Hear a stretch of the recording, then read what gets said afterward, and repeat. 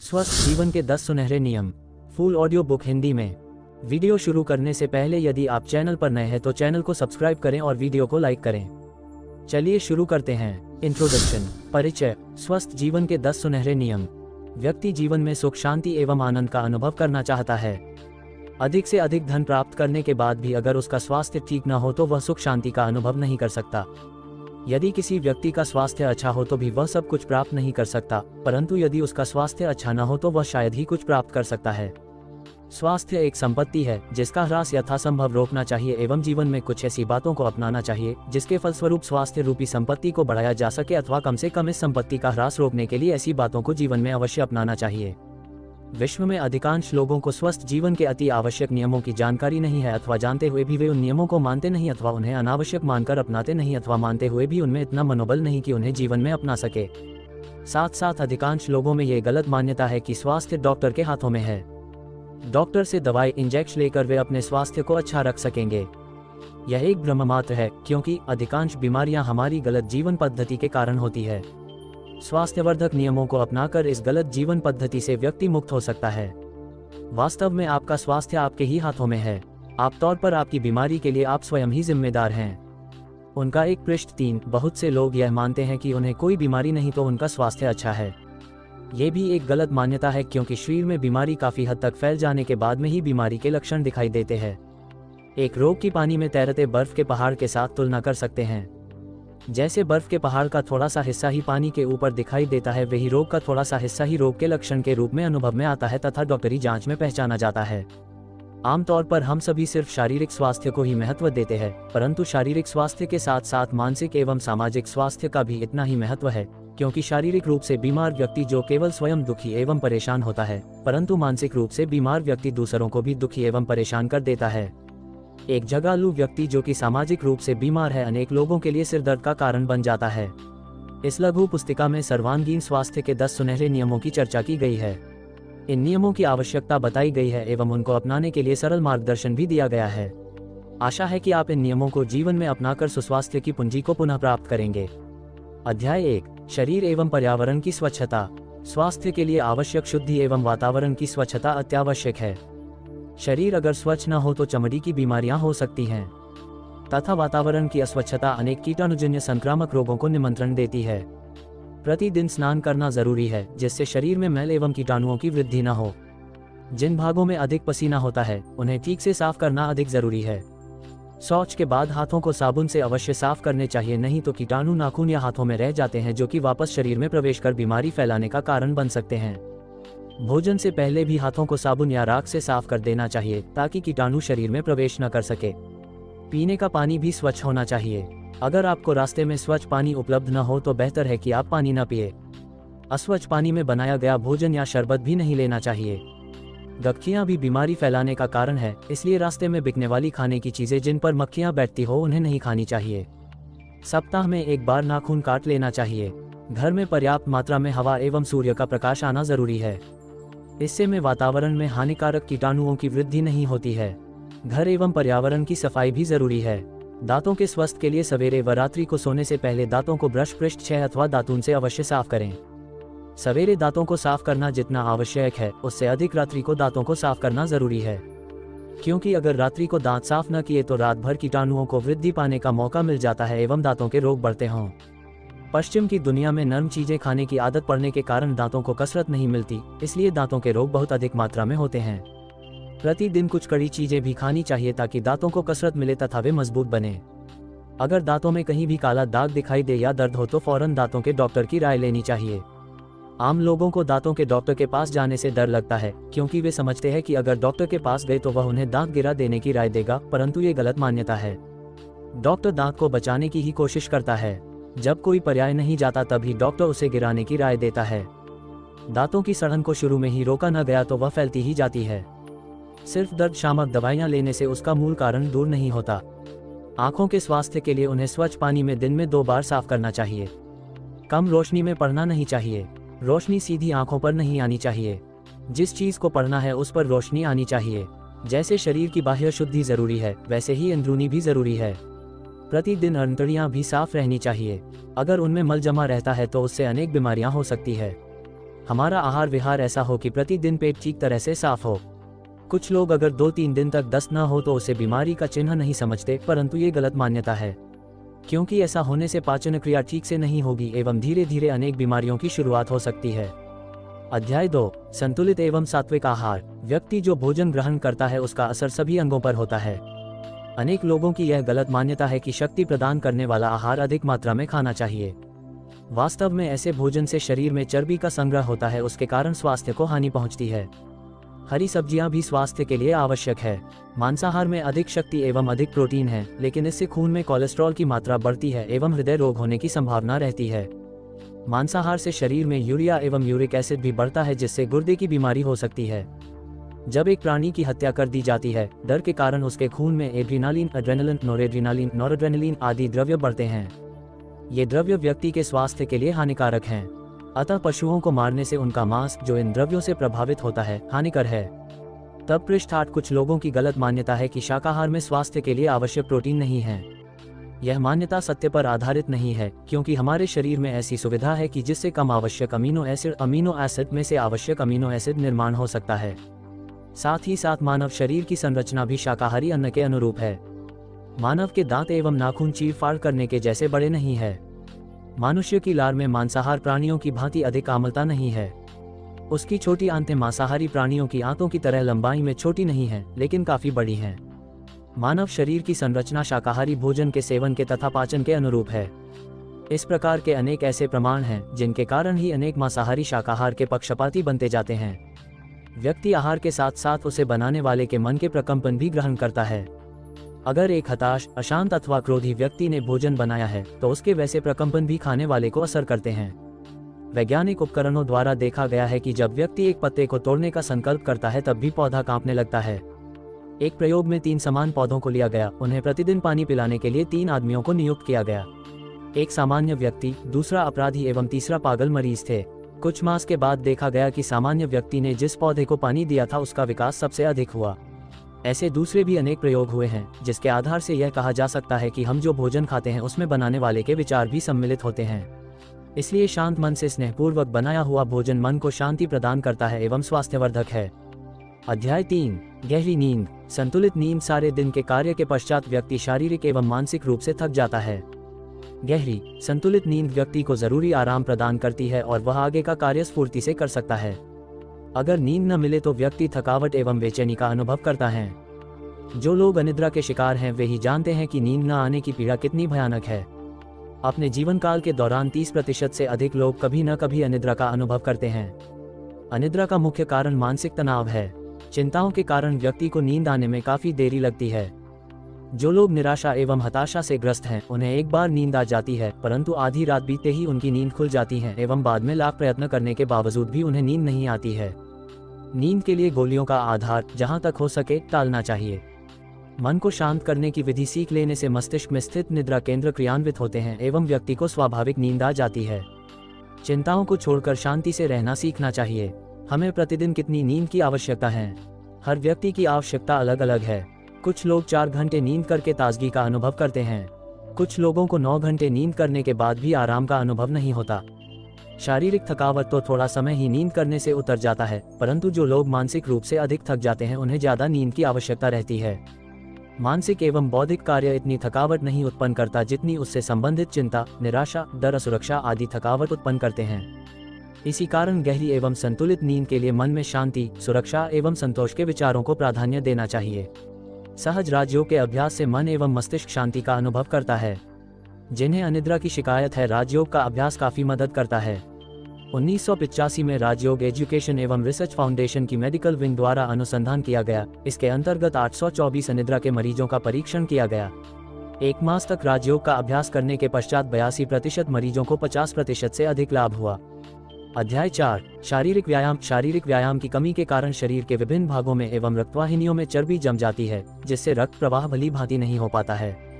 हृदय के स्नायुओं में रक्त प्रवाह ठीक न होने के कारण हृदयशूल, एंजाइना पेक्टोरिस एवं अन्य रोग होने की संभावना बढ़ जाती है। मस्तिष्क में भी खून का प्रवाह ठीक न हो तो मानसिक क्षमता कम हो जाती है। नियम 4, व्यायाम की कमी के कारण मोटा होने की संभावना बढ़ जाती है, जिससे मधुमेह, डायबिटीज जैसे रोग हो सकते हैं। स्वास्थ्य को ठीक बनाए रखने के लिए व्यायाम की आवश्यकता है।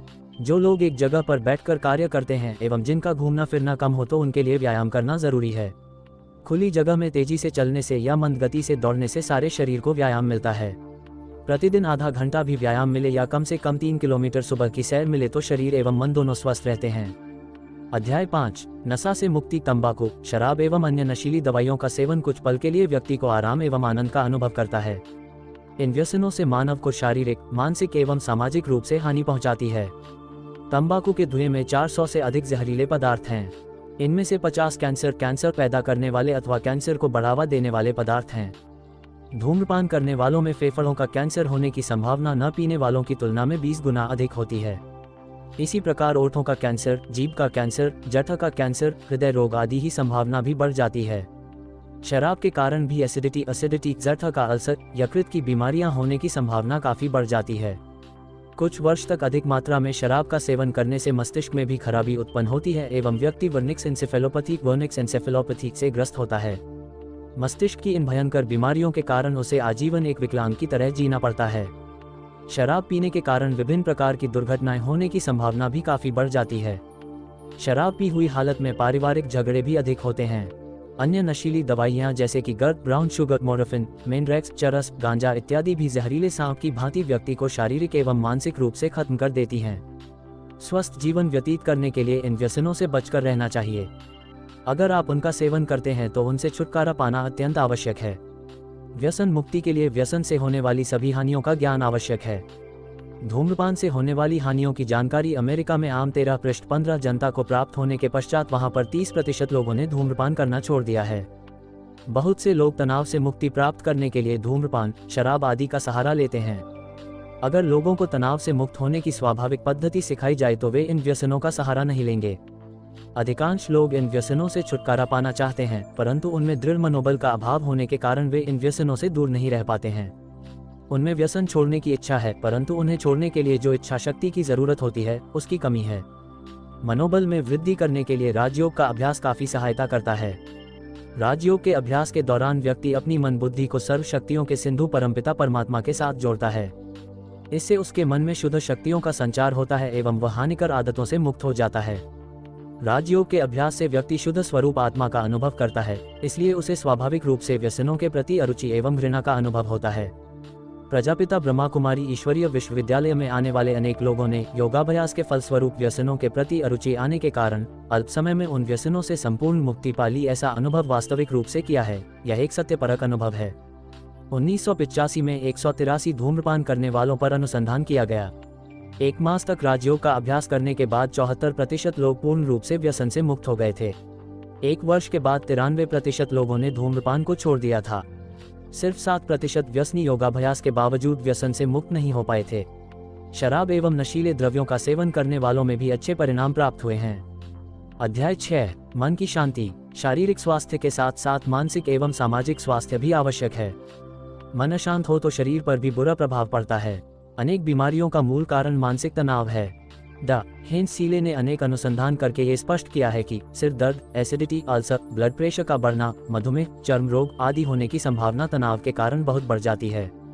डॉक्टर हर्बर्ट बेंसन ने अनुसंधान करके बताया कि शिथिलीकरण रिलैक्सेशन रिस्पॉन्स मानसिक तनाव के लिए औषधि का कार्य करता है। जब मन शांत होता है तब तनाव टिक नहीं सकता। राजयोग के अभ्यास से मन को असीम शांति प्राप्त होती है। मन शांत होने से शरीर के विभिन्न स्नायु भी शिथिल हो जाते हैं। मस्तिष्क की तरंगें भी शांत एवं नियमित रहती हैं। 1988 में 121 लोगों पर अनुसंधान किए गए जिन्हें सिर दर्द की शिकायत थी। उन्हें राजयोग सिखाया गया था। 3 मास के योगाभ्यास के बाद 53.9% का सिर दर्द बिल्कुल गायब हो गया था। 31.2% को बहुत आराम मिला था। सिर्फ 9.4% को सिर दर्द में थोड़ी ही राहत मिली थी। एसिडिटी के 66 मरीजों में से 3 मास के योगाभ्यास के बाद 56.1% को संपूर्ण मुक्ति मिली थी। 34.8% को काफी फायदा हुआ था। सिर्फ 9.1% को थोड़ी सी राहत मिली थी। अध्याय 7 तनाव मुक्त जीवन। वर्तमान युग में सबसे अधिक बीमारी मानसिक तनाव के कारण है। जो व्यक्ति तनाव से मुक्ति प्राप्त करता है वही सच्चे अर्थ में सुख, शांति एवं स्वास्थ्य को प्राप्त कर सकता है। कुछ लोगों की गलत धारणा है कि जीवन में थोड़ा तनाव तो आवश्यक है। बिल्कुल तनाव नहीं होगा तो जीवन निष्क्रिय हो जाएगा। यह एक गलत मान्यता है, क्योंकि जो व्यक्ति तनाव मुक्त है वह वास्तव में अधिक कार्यशील होगा। द हेंशनीले ने अपने अंतिम अनुसंधानों के द्वारा ये सिद्ध किया था कि थोड़ा सा तनाव भी व्यक्ति के स्वास्थ्य पर बुरा असर डालता है। तनाव मुक्त जीवन के लिए उपनिर्दिष्ट रूप से मन को शांत करने की विधि एवं दृष्टिबिंदु में परिवर्तन आवश्यक है। आधुनिक युग में तनाव बढ़ा है क्योंकि हमारी मन की स्थिति का संचालन बाह्य व्यक्ति, वस्तुएं एवं वैभव कर रहे हैं।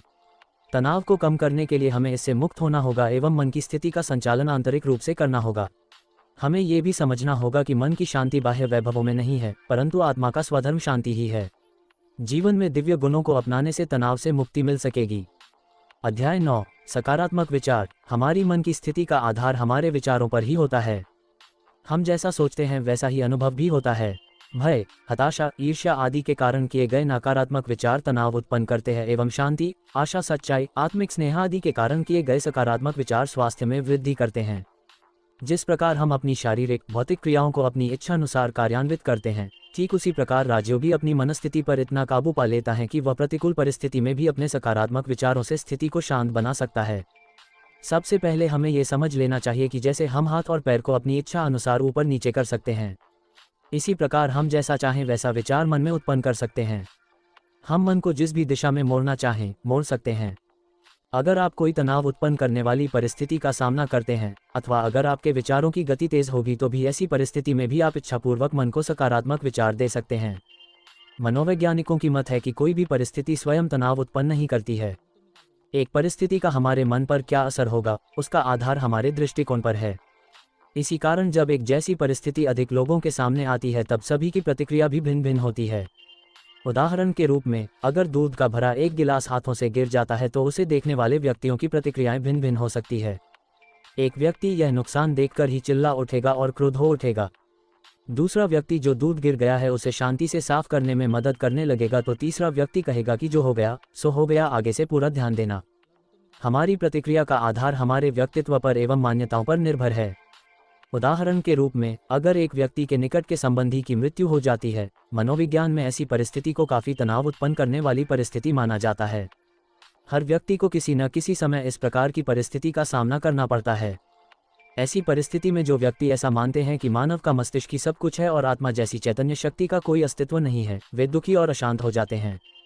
उन्हें लगता है कि हमारे संबंधी स्वजन का जीवन समाप्त हो गया, परंतु अजर, अमर एवं अविनाशी आत्मा के कारण ही व्यक्ति का जीवन है। आत्मा ही एक शरीर छोड़कर दूसरा धारण करती है। मृत्यु जीवन का अंत नहीं है। आत्मा में विश्वास रखने वाला व्यक्ति ऐसी परिस्थिति में भी मन का संतुलन नहीं खोता है। निष्कर्ष यह है कि हमारी सभी प्रतिक्रियाओं का आधार हमारी मान्यताओं पर होता है। अध्याय 9, संतुलित व्यक्तित्व। हमारी मन की स्थिति, आपसी संबंध, कार्यक्षमता आदि का हमारे व्यक्तित्व के साथ गहरा संबंध है और व्यक्तित्व का प्रभाव स्वास्थ्य पर भी पड़ता है। मनोविज्ञान में विभिन्न प्रकार के व्यक्तित्व का वर्णन है। जो लोग कम बोलते हैं, दूसरों से मिलने जुलने में हिचकिचाते हैं, अपने हाव भाव के विषय में ज्यादा सोचते हैं, ऐसे लोगों को अंतर्मुखी कहा गया है। इससे विपरीत जो लोग ज्यादा बोलते हैं, दूसरों से मिलने जुलने में आनंद का अनुभव करते हैं, अपने हाव भाव के विषय में ध्यान नहीं देते हैं, ऐसे लोगों को बाह्यमुखी कहा गया है। सुस्वास्थ्य के लिए अंतर्मुखता एवं बाह्यमुखता का संतुलन आवश्यक है। कुछ परिस्थितियों में अंतर्मुखी होना आवश्यक है और कुछ परिस्थितियों में बाह्यमुखी होना आवश्यक है। जो व्यक्ति ऐसा नहीं कर पाते हैं वे समस्या एवं तनाव को मोल लेते हैं। नियम 9, टाइप ए एवं टाइप बी, दो भागों में भी व्यक्तित्व का विभाजन कर सकते हैं। टाइप 1, जो लोग सभी काम टाइम पर करना चाहते हैं, कार्य पूरा करने की समय मर्यादा में काम पूरा न हो तो हताश एवं क्रोधित हो जाते हैं, ऐसे लोग उतावले होते हैं, धीरज नहीं रख पाते, बोलने की गति ज्यादा होती है। जिनका व्यक्तित्व इससे विपरीत है उन्हें टाइप बी व्यक्तित्व कहते हैं। टाइप ए व्यक्तित्व वाले लोगों को हृदय रोग होने की संभावना काफी बढ़ जाती है। राजयोग से संतुलित व्यक्तित्व बनता है, इसलिए एक राजयोगी आवश्यकता अनुसार मन को मोड़ पाता है। राजयोग के नियमित अभ्यास से यह परिवर्तन आता है। अध्याय 10, परमात्मा में विश्वास एवं डॉक्टर की सलाह। स्वस्थ जीवन के सुनहरे नियमों के साथ साथ आवश्यक नियम है परमात्मा में विश्वास। अनेक डॉक्टरों का भी यह अनुभव है कि कुछ मरीज बहुत अधिक व्याधिग्रस्त हैं और डॉक्टर को भी उनकी पुनः स्वास्थ्य प्राप्त करने की कोई उम्मीद नहीं, फिर भी वे चिकित्सा के सभी नियमों से ऊपर उठकर रोगमुक्त हो जाते हैं। जो इससे विपरीत कुछ मरीज जिन्हें बहुत मामूली बीमारी होती है, चिकित्सा विज्ञान की समझ के अनुसार भी उनके जीवन को कोई खतरा नहीं होता है, फिर भी अचानक ही उनकी मृत्यु हो जाती है। ऐसा अनुभव होता है कि हम तो सिर्फ इलाज करते हैं और कोई अदृश्य शक्ति ही रोग निवारण करती है।